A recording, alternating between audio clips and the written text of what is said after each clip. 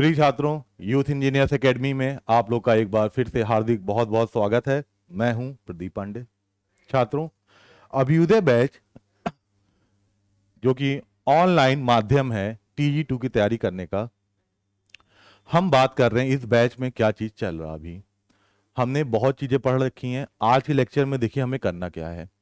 हम देखेंगे combination of resistance, यानी कि प्रतिरोधों का समूहन। कहने का मतलब इसी में हम आज पढ़ेंगे सीरीज कनेक्शन क्या होता है, या रेजिस्टेंस इन सीरीज क्या होता है, रेजिस्टेंस इन पैरेलल क्या होता है, और कुछ ऐसी भी प्रॉब्लम्स हैं, कुछ ऐसी भी समस्याएं आएंगी परिपथ के रूप में जिनमें बहुत ढेर सारे प्रतिरोध आपस में जुड़े होंगे, लेकिन ये समझ नहीं आता कि वो सीरीज में है या पैरेलल में है। तो ऐसे क्वेश्चन को कैसे सॉल्व किया जाए, ठीक है। तो ये भी लेक्चर आपका मेनली न्यूमेरिकल के लिए ही है, लेकिन न्यूमेरिकल को करने के लिए क्या हमें चीज अपने दिमाग में बैठानी होती है उसकी जिक्र करते हैं, ठीक है। चलो लेक्चर स्टार्ट करते हैं। तो पहला टॉपिक है हमारा कॉम्बिनेशन ऑफ रजिस्टर्स या प्रतिरोधों का समूहन। ठीक, इसमें पहला चीज जो पढ़ेंगे फर्स्ट, वो देखेंगे रेजिस्टेंस इन सीरीज, मतलब प्रतिरोध का कौन सा क्रम, श्रेणी क्रम। जब प्रतिरोध किस में जुड़े हों, श्रेणी क्रम में। देखो बच्चा, श्रेणी क्रम में प्रतिरोध जब जुड़े होते हैं, सबसे आसान हमें यह चेक करना कि प्रतिरोध श्रेणी में है या पैरेलल में है, उनमें सबसे आसान लगता है श्रेणी क्रम, सीरीज में चेक करना। अच्छा, एक चीज और, हम अभी तक करते क्या हैं, हम करते क्या हैं, जो भी नेटवर्क है या जो भी परिपथ है उसकी बनावट के हिसाब से, यानी कि देखने से हम जज करते हैं कि रेजिस्टेंस सीरीज है या पैरेलल है। बट अब आप ये गलती कभी ना करिएगा, कभी भी परिपथ या नेटवर्क को अपनी आंखों से देखकर और उसकी बनावट या उसकी डिजाइन के आधार पर आप सीरीज पैरेलल नहीं जज करेंगे। इसके लिए एक कॉन्सेप्ट है और उसी का फॉलो करके आप इस चीज को सॉल्व करेंगे। चलिए, तो पहला देखिए, केस फर्स्ट की बात कर रहे हैं। मान लीजिए हमारे पास तीन प्रतिरोध हैं, तीन रेजिस्टेंस हैं जो कुछ इस तरह से जुड़े हैं, ठीक है, R1, R2, R3। अब हमसे कहा जा रहा है कि जरा ये बताइए ये किस में जुड़े हैं, सीरीज में है या पैरेलल में है। सबसे पहले जब भी आपको देखिए तुल्य प्रतिरोध या इक्विवेलेंट रेजिस्टेंस का सवाल आएगा, आपको टर्मिनल ए, ओहो कहाँ गया टर्म, हाँ, आपको एक मिनट, टर्मिनल ए और बी भली प्रकार से दिखेगा ए और बी, और सवाल ये रहता है find are equivalent A B. A और बी के लिए तुल्य प्रतिरोध बताइए क्या होगा। जैसे ये एक सवाल है, इसमें आपसे तुल्य प्रतिरोध पूछा जा रहा है ए और बी के लिए। अब आप देखो बच्चा, करना क्या है, आप एक काल्पनिक, काल्पनिक मतलब ऐसी करंट जो आप उसकी कल्पना कर रहे हैं, एक काल्पनिक करंट के बारे में सोचिए इस प्रकार से कि वह टर्मिनल ए से टर्मिनल बी की ओर जा रही हो। तो अगर हम काल्पनिक करंट के बारे में सोच रहे हैं तो वो करंट देखिए ऐसे बनाया, जो टर्मिनल ए से इंटर की और टर्मिनल बी से बाहर निकल जा रही।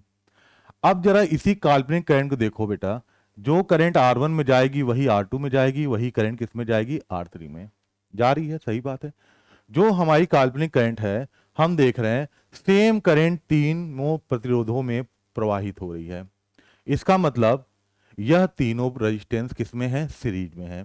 तो सीरीज में रेजिस्टेंस होने का एक सिंपल सा कॉन्सेप्ट यह है कि काल्पनिक करंट आप प्रवाहित करें टर्मिनल ए से जो बी से बाहर जाए, अगर वो करंट सभी प्रतिरोधों में प्रवाहित हो रही है वही करंट, तो वो सारे प्रतिरोध किस में होंगे, श्रेणी क्रम में होंगे। तो इस तरह से हम कहेंगे R1, R2, R3 सब किस में है, सीरीज में है। अगर सीरीज में है तो इनका हम अगर टोटल रेजिस्टेंस निकालना चाहें तो सीरीज में टोटल रेजिस्टेंस क्या हो जाता है, सभी रेजिस्टेंस को ऐड कर दीजिए, जोड़ दीजिए। अब आप क्या पाएंगे, तुल्य प्रतिरोध पाएंगे, जिसे A B, R equivalent A B का मतलब होता है ए और बी के लिए तुल्य प्रतिरोध क्या होगा। तो क्या हो रहा बेटा, R one plus R two plus R three. अच्छा, अब ये जो आर इक्विवेलेंट ए बी है, ये है क्या, ये जो बेटा आर इक्विवेलेंट ए बी आया है, ये एक प्रतिरोध ही है। कैसा प्रतिरोध है, तीनों प्रतिरोध जो काम ए और बी के लिए कर रहे थे, तीन प्रतिरोध जो काम ए बी के लिए कर रहे थे, अब एक लौता प्रतिरोध आर इक्विवेलेंट ए बी उसी काम को ए और बी के लिए करेगा। कहने मतलब जो काम ए और बी के लिए R one R two R three कर रहा था, अब वही काम आर इक्विवेलेंट ए बी करेगा, जिसका मान क्या होगा, R one plus R two plus R three. ठीक है, ये तो पहला केस हो गया। आइए जरा केस सेकेंड पे देखो बच्चों, जरा मान लीजिए दो प्रतिरोध ऐसे हैं, ठीक है, ये है आर वन, ये है आर टू। अब सवाल ये है कि सर ये दोनों, मान लो बेटा आपको टर्मिनल भी दे दिया जाए ए बी, और आपसे कहा जाए कि आप तुल्य प्रतिरोध यानी कि आर इक्विवेलेंट ए बी बताइए क्या होगा।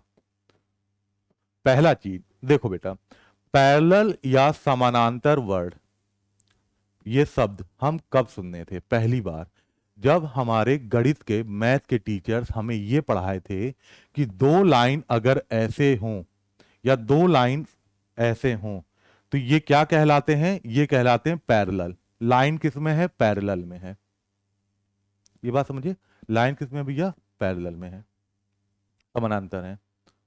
ठीक है, अच्छा अब बात ये आती है कि ये बेटा लाइन का कॉन्सेप्ट जो है, जो हम ये लाइन पैरेलल हो रहे हैं, यही वाला सेम का सेम कॉन्सेप्ट इलेक्ट्रिकल परिपथ में अप्लाई नहीं होता है। समझे, सेम का सेम कॉन्सेप्ट इलेक्ट्रिकल सर्किट में अप्लाई नहीं होगा। लाइन इस तरह देखने में होंगे तो वो भैया ठीक है, समझ में आ रहा है कि पैरेलल हैं, पर प्रतिरोध को हम कभी भी अपने आंखों से या डिजाइन परिपथ की कैसी है उससे नहीं चेक करेंगे। वही काम करना है जो मैंने बताया है। एक काल्पनिक करंट ए से प्रवाहित करिए जो बी से बाहर जाए, आप देखिए क्या हो रहा है। जो करंट R1 में जा रही है वही करंट किस में जा रही है, R2 में जा रही है।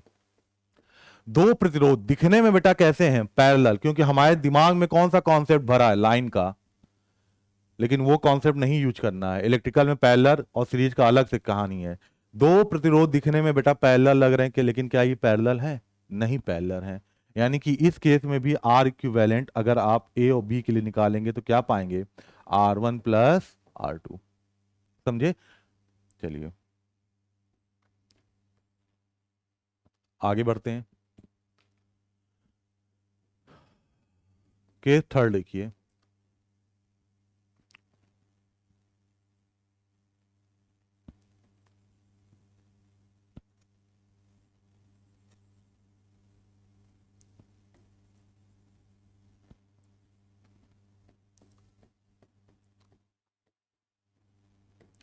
यहां देखिए चार प्रतिरोध आपके जुड़े हैं और क्वेश्चन है कि आपको करना क्या है, ए और बी के लिए आपको क्या करना है, R equivalent A B calculate करना है।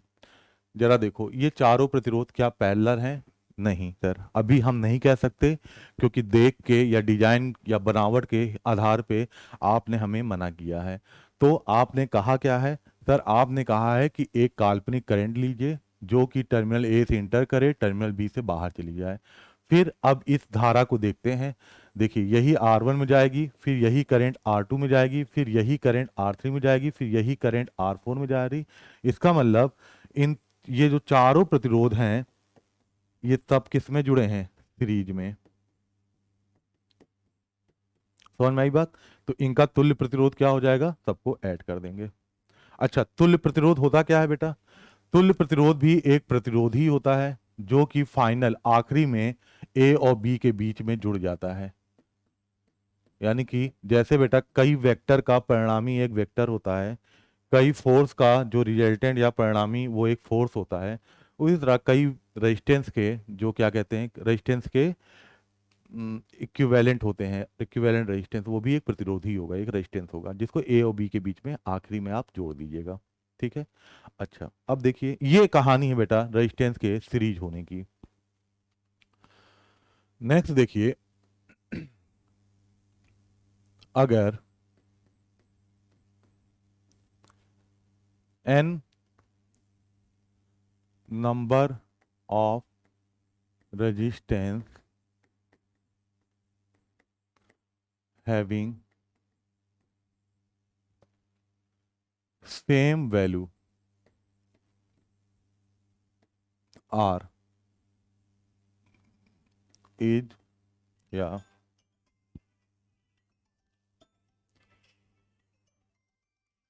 are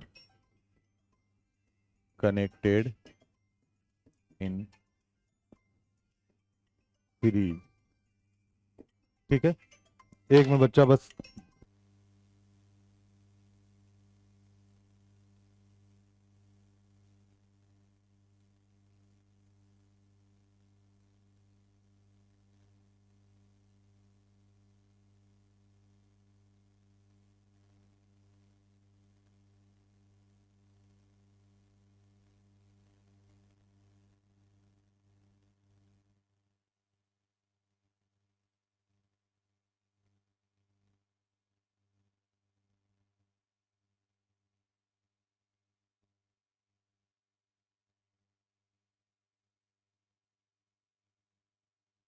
चलिए, हाँ, एक फोन आ गया था, उठाना जरूरी था। देखिए, अगर n number of resistance having same value, कहने का मतलब अगर आपके पास, क्या कहते हैं,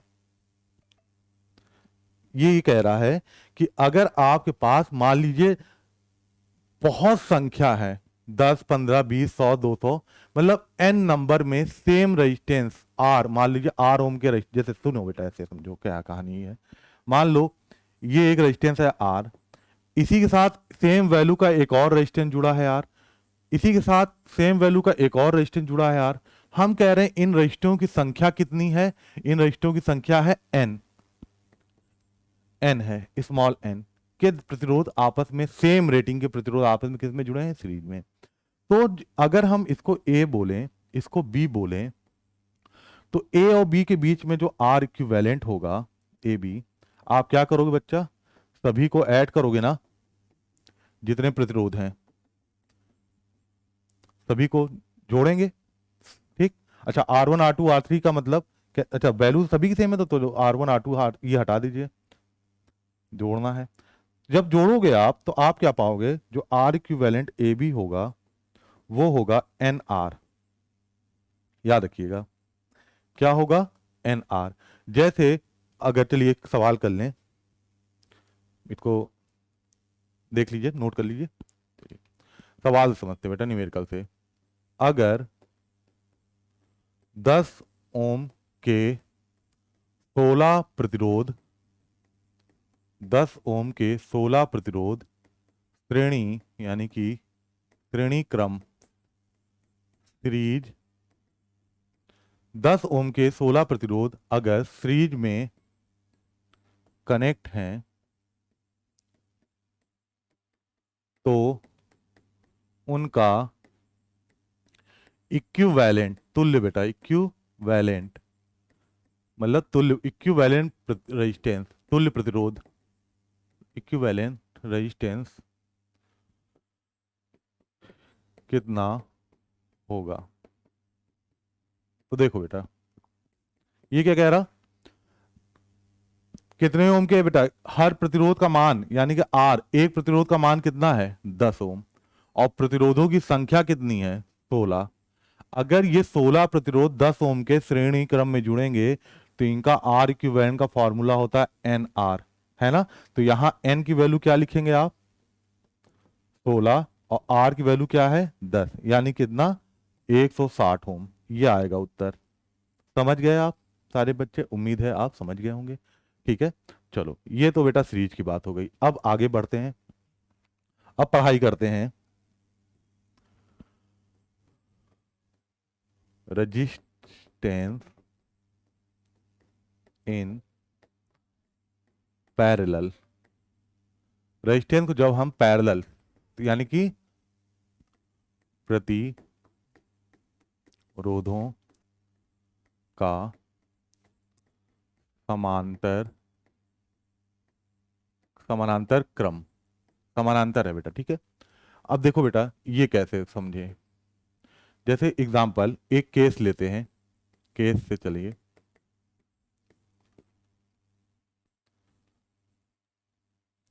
जैसे देखो बेटा हाई स्कूल इंटर में ऐसे परिपथ हम ऐसा नेटवर्क बहुत देखे हैं, दिख रहा R1 R2 A B, और आपसे सवाल पूछा जा रहा है R इक्विवेलेंट ए बी बताइए कितना होगा तुल्य प्रतिरोध। ऐसे सवाल को करने में सबसे पहले देखो बेटा हमारा अभी तक क्या करते आ रहे हैं, अभी तक हम ये करते आ रहे हैं कि ऐसा परिपथ जैसे ही हमें नजर आता है हम देख के ही बता देते हैं कि R1 R2 दोनों क्या हैं, पैरेलल हैं, है ना पैरेलल। लेकिन इसके पीछे का क्या कॉन्सेप्ट है आइए समझिए, ठीक है। देखिए आप एक काल्पनिक करंट, फिर से वही बात बेटा, ए से प्रवाहित करिए जो बी से बाहर जाए। अब आप देखिए ये करंट जब आगे बढ़ेगी इस बिंदु पे पहुंचेगी तो करंट दो रास्तों में डिवाइड हो गई, हो गई। जब भी करंट बेटा किसी बिंदु से जितने रास्तों में डिवाइड हो रही है वो सारे रास्ते किसमें होंगे, पैरेलल में होंगे। यहीं से बेटा पैरेलल का कॉन्सेप्ट जन्म लेता है। करंट का डिवीजन नहीं हो रहा था इससे पहले जो हमने पढ़ा, वहां पास हम कह रहे थे कि रेजिस्टेंस सीरीज में है, पैरेलल का वर्ड नहीं यूज किया। लेकिन इस केस में क्या देख रहे हैं कि करंट किसी बिंदु से कितने भी दो या दो से ज्यादा रास्तों में क्या हो जा रही, डिवाइड हो जा रही, बट जा रही है। अगर करंट किसी बिंदु से जितने रास्तों में बटेगी वो सारे रास्ते क्या कहलाएंगे, पैरेलल, ठीक। और उन रास्तों में अगर हर रास्ते में एक एक प्रतिरोध है तो हम कहेंगे कि वह रास्ता क्या है आपका, वो प्रतिरोध किसमें है, पैरेलल में है। जैसे देखो बेटा ये काल्पनिक करंट इस बिंदु से दो रास्तों में डिवाइड हुई, एक रास्ते में रेजिस्टेंस क्या है R1, दूसरे वाले रास्ते का रेजिस्टेंस क्या है R2। क्या इन दोनों रास्तों में, पहला रास्ता देखिए बेटा ये है ना पहला रास्ता, दूसरा रास्ता ये है, पहले और दूसरे रास्ते में एक एक प्रतिरोध है R1 और एक में R2। इसका मतलब R1 और R2 किस में होंगे, पैरेलल में होंगे। जब R1 R2 पैरेलल में होंगे तो इनका बेटा R इक्विवेलेंट का फॉर्मूला जो होगा वह होता है 1/R1 प्लस 1/R2, ये फॉर्मूला होता है। लेकिन इस फॉर्मूले से क्वेश्चन करना में गलतियां भी होती हैं और समय भी ज़्यादा लगता है, इसलिए दिमाग में बैठा लीजिए जो मैं अब बताने जा रहा हूं कि अगर दो प्रतिरोध आपके किस में लगे हों, पैरेलल में अगर दो प्रतिरोध लगे हैं बेटा ध्यान समझिएगा, तो उनका जो R इक्विवेलेंट होगा वह कैसे लिखेंगे, डायरेक्ट दोनों प्रतिरोधों का गुणा करिए ध्यान से, अपॉन दोनों प्रतिरोधों को जोड़ दीजिए। समझ में आई बात, दोनों प्रतिरोध को गुणा करके दोनों को डिवाइडेड बाई दोनों को जोड़ दीजिए, यानी कि R1 R2 upon R1 plus R2, ठीक है ना। इस तरह से आप पैरेलल कॉन्सेप्ट समझेंगे। ये केस 1 है बेटा, जरा ध्यान दीजिएगा। केस सेकंड पे आइए।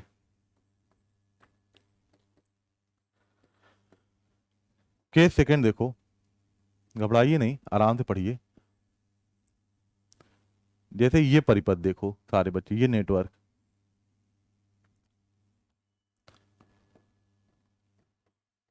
और ये A है ये B है। अब आपसे पूछा जाए कि आप सारे लोग R इक्विवेलेंट ए बी बताओ क्या होगा, तो बेटा देखो देखने से देखो एक प्रतिरोध कुछ ऐसा है दूसरा प्रतिरोध ऐसा है। अगर ये लाइन होता तो क्या हम इन दोनों लाइन को पैरेलल बोलते, नहीं बोलते ना, नहीं बोलते। लेकिन हमें पता है कि हम लाइन का कॉन्सेप्ट इलेक्ट्रिकल में इस्तेमाल नहीं करेंगे। आइए देखते हैं कि क्या ये पैरेलल हैं या नहीं है। क्या मैंने बताया है बच्चों, याद आ रहा, एक काल्पनिक करंट ए से प्रवाहित करिए जो बी से बाहर जाए। देखिए एक काल्पनिक करंट हमने लिया जो ए से बाहर जा रही है बी, ये करंट बेटा यहां पर पहुंच के कितने रास्तों में डिवाइड हुई, दो। पहले रास्ते में एक रेजिस्टेंस है R1, दूसरे वाले रास्ते में एक रेजिस्टेंस है R2। मैंने क्या बताया, करंट जब किसी पॉइंट से जितने पाथ में डिवाइड होगी कि जितने रास्तों में बटेगी वह सारे रास्ते एक दूसरे के क्या होंगे, पैरेलल होंगे। और जब उनके प्रतिरोध का पैरेलल बोलेंगे जब हर रास्तों में एक एक प्रतिरोध हो। तो देखो बेटा यहाँ पास दोनों रास्तों में एक एक प्रतिरोध है, यानी कि इनका तुल्य प्रतिरोध अगर आपसे बोला जाए क्या होगा तो कैसे बताएंगे, दोनों का गुणा करिए R1 R2 अपॉन दोनों को ऐड कर दीजिए R1 प्लस R2, ठीक है, ये फॉर्मूले से आप तुल्य प्रतिरोध निकाल लेंगे। अब बात आती है कि तुल्य प्रतिरोध का कैसा होगा, तो बेटा तुल्य प्रतिरोध हरदम ए और बी दो बिंदु के बीच जोड़ा जाता है। आप कैसे भी जोड़ दीजिए, ठीक है, आर इक्विवेलेंट ए बी, यानी कि ये दो प्रतिरोध जो काम ए बी के लिए कर रहे थे वही अब एक लौता प्रतिरोध ये करेगा। समझ में आई बात? चलिए अगला देखिए, case third. Case third, case third देखिए ये है।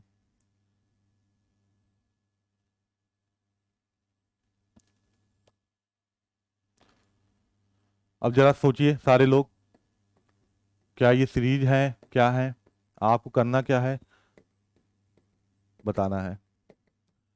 देखो बेटा, वही काम करिए, एक काल्पनिक करंट ए से प्रवाहित करिए जो बी से बाहर जाए। धारा कितने भाग में बटी? दो रास्तों में बटी। पहले रास्ते में एक रेजिस्टेंस है, दूसरे रास्ते में भी एक रेजिस्टेंस है। जब करंट दो रास्तों में बढ़ती है तो दोनों रास्ते पैरेलल होते हैं, और जब हर रास्ते में एक एक प्रतिरोध दिखे तो यानी कि वो प्रतिरोध एक दूसरे के क्या होंगे, पैरेलल होंगे। तो यहां से बेटा आपका आर इक्विवेलेंट ए बी क्या आएगा, जरा बताइए। वही चीज R1 R2 upon R1 plus R2। बताइए, बात समझ में आई? अब जरा सा बेटा एक बार गौर करिए तीनों केस पे। पहला केस देखो बेटा, ये है, परिपथ बस देखिए और कुछ नहीं। पहला वाला परिपथ देखिए जिसका आर इक्विवेलेंट क्या आया है, ये। दूसरा परिपथ देखिए, ये है, जिसका आर इक्विवेलेंट क्या आया है, वही जो पहले वाले परिपथ का आया। और तीसरा देखिए नेटवर्क, इसमें भी बेटा क्या देख रहे हैं, इस नेटवर्क में भी आर इक्विवेलेंट वही आया जो पहले दो नेटवर्क का आया। तो कह सकते हैं कि ये तीसरा वाला नेटवर्क, दूसरा वाला नेटवर्क और पहला वाला नेटवर्क। ध्यान देखिए, पहला ये, दूसरा ये, तीसरा ये। चलिए इनको मैं अगल बगल यहां बना दूं बेटा, तो आप समझ जाएंगे कि मैं कहना क्या जा रहा हूं। देखो, पहला वाला ये था,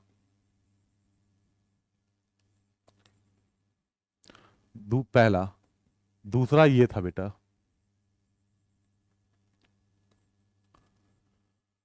और तीसरा,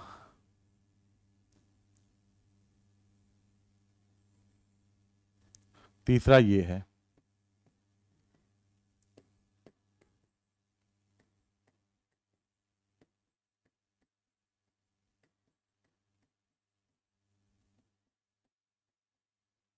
ठीक, ये तीनों, जरा नेटवर्क देखिए, तीनों का आर इक्विवेलेंट सेम आ रहा। इसका मतलब बेटा ये होता है कि ये तीनों नेटवर्क जो हैं एक दूसरे के तुल्य हैं, यानी कि इक्विवेलेंट हैं। पहली चीज। दूसरी चीज, जरा R2 की देखो, जरा R2। R2 बेटा इस वायरले वायर में, ये जो वायर दिख रहा है, ये जो तार दिख रहा, R2 इस तार में यहां जुड़े, चाहे इस तार में यहां जोड़ो, चाहे R2 को इस तार में यहां जोड़ो, नेटवर्क पे कोई फर्क नहीं पड़ रहा, किसी चीज पे फर्क नहीं पड़ रहा। इससे हम ये सीखते हैं कि प्रतिरोध को किसी तार में हम कहीं भी शो कर सकते हैं, कहीं भी उनको दिखा सकते हैं, उसी तार में कहीं भी दिखा सकते हैं। ठीक है, अच्छा आगे देखिएगा, नेक्स्ट स्लाइड में बात करें बेटा, थोड़ा सा, हाँ चलिए मैं लिख दे रहा हूं। अगर n n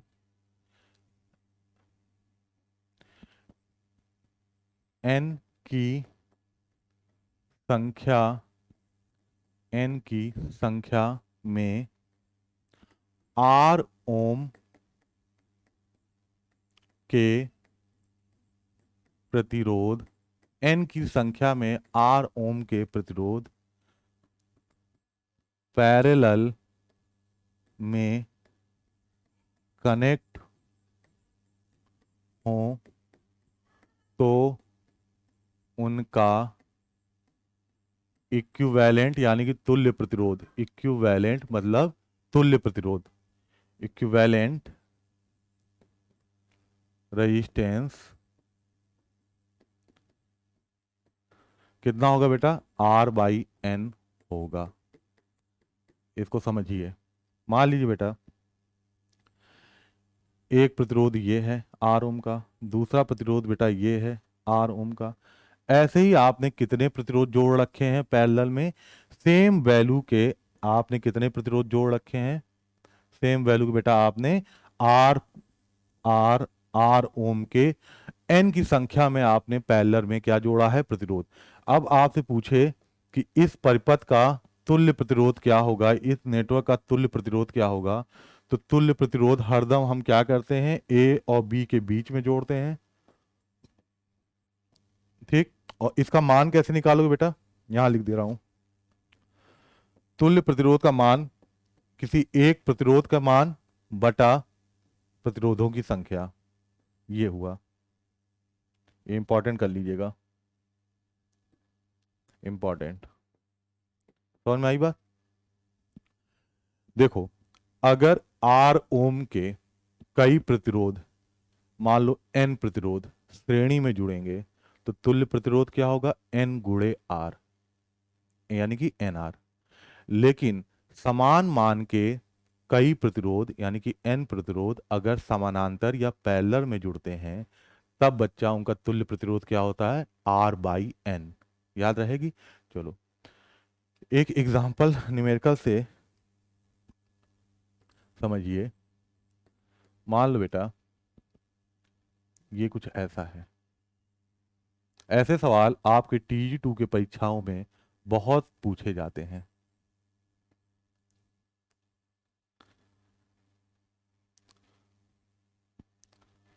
देखो ये सवाल है, मान लो 10 10 10 10 10 10 ओम के कितने प्रतिरोध बेटा जुड़े हैं, 4 प्रतिरोध। सभी प्रतिरोधों का मान बराबर है। अब आपसे कोई कहे कि तुल्य प्रतिरोध आर इक्विवेलेंट ए बी बताओ क्या होगा, तो बेटा इसमें पहली चीज, इस क्वेश्चन में आर कितना है, एक प्रतिरोध का मान कितना है 10, और प्रतिरोधों की संख्या कितनी है 4। तो आपको पता है बेटा जब भी ऐसा केस होता है तो तुल्य प्रतिरोध क्या होता है, आर बाई एन, यानी कि 10 बटे एन 4। इसका मतलब कितना आएगा, 2.5। ठीक है, यानी कि इस पूरे पूरे नेटवर्क को हम एक छोटे से नेटवर्क में बदल सकते हैं, जिसमें क्या हो, सिर्फ एक ही प्रतिरोध जुड़ा हो ए और बी के बीच में, कितने ओम का, 2.5 ओम का। इसी का मतलब तो होता है बेटा आर इक्विवेलेंट का, यही तो मतलब है। समझ में आई बात। तो ऐसे सवाल बेटा अब हम क्या करना है, जितने क्वेश्चन पूछे गए हैं सीरीज पैरेलल पे, उन पे आधारित हम सवाल को करेंगे।